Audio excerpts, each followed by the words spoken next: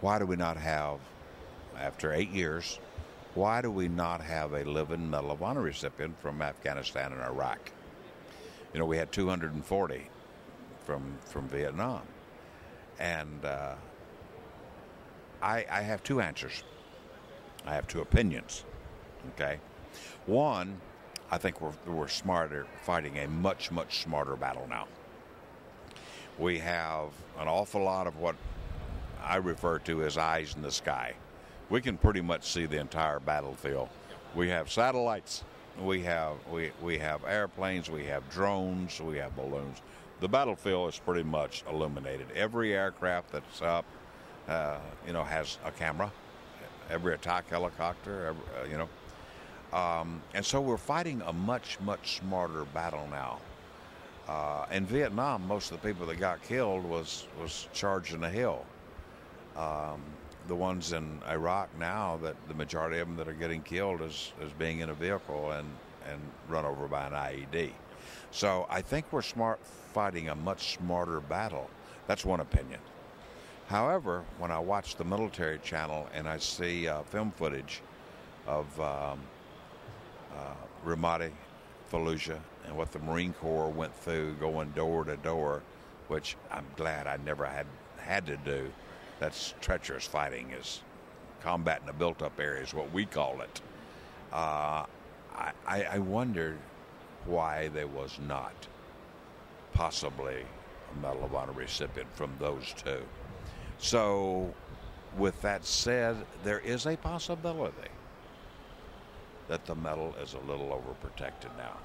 Now, I'm not in the decision-making business. The society is not in the decision-making business.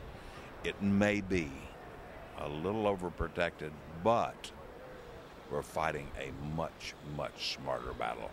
And an incident of that, I was watching some film footage when I was in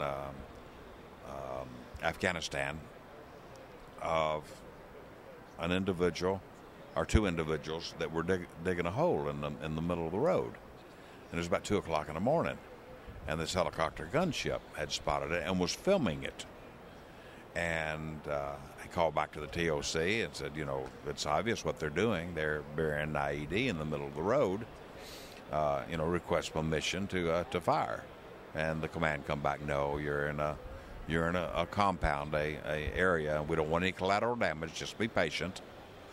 And a little bit later, out of 2 buildings, 6 individuals come out of those buildings and was surrounded the hole, watching the 2 individuals, dig a hole in the middle of the road. And he said, I've got 8 now, let me fire. I said, no, just be patient. A truck pulled up. 26 people come out of those buildings total, loaded on the truck. The truck moved about a half mile out of that compound, and 1 Hellfire missile took them out. Now, in Vietnam, without all of this being videoed, if we got intel there was an IED buried, and there was 26 people in 2 buildings, we would have had to have combat assaulted a company, 2 companies.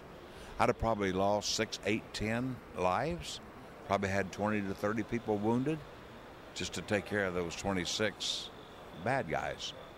So we're fighting a much smarter battle.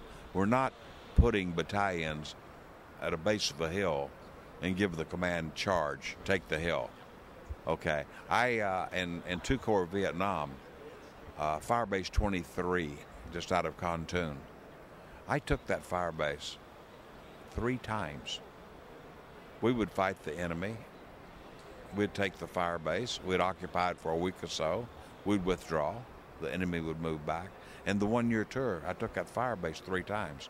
I lost an awful lot of soldiers and I had an awful lot wounded. Now, what would we do?